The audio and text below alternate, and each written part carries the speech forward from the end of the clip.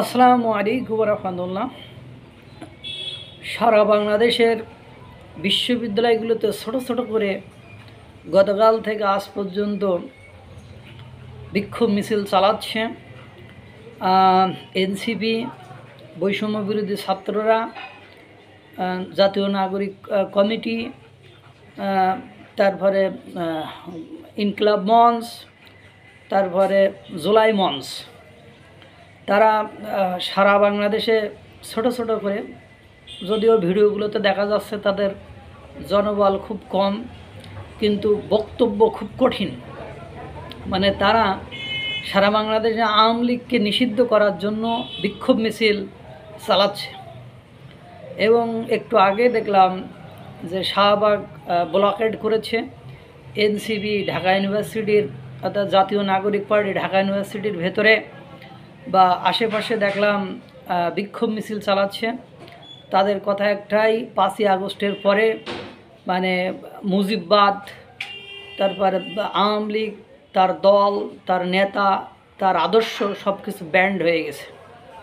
এবং সরকারকে 24 ঘন্টা আলটিমেটাম দিয়েছে যে আওয়ামী লীগকে নিষিদ্ধ করতে হবে।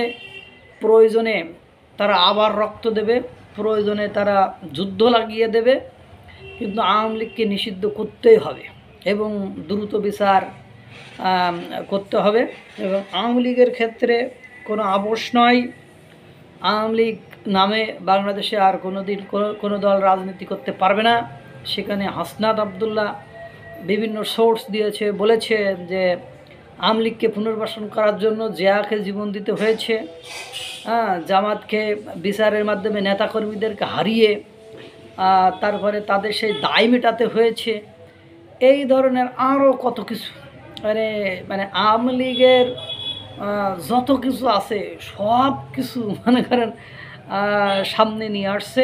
এবং তারা বরিশাল বিশ্ববিদ্যালয়, রোকেয়া বিশ্ববিদ্যালয়, জাহাঙ্গীরনগর বিশ্ববিদ্যালয়, অথচ লোকগুলো বেশি নাই, কিন্তু তারা নিষিদ্ধের জন্য একদম মনে করো।